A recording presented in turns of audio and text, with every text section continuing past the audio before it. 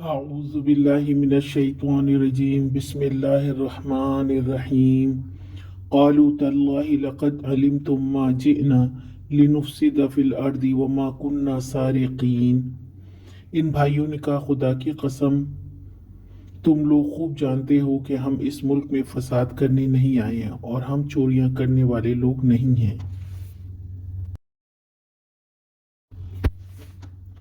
برادران یوسف نے کہا اللہ کی قسم تم جانتے ہو ہم یہاں فساد کرنے نہیں آئے۔ فساد سے مراد ہے چوری چکاری یا دوسرے کسی برے کام کا ارتکاب کرنا، اور نہ ہم چور ہیں۔ وہ خوفزدہ ہو گئے تھے یہ کیا ماجرا ہے، ہم نے تو چوری کا سوچا بھی نہیں ہے، اور انہوں نے ہم پر چوری کا الزام لگا دیا۔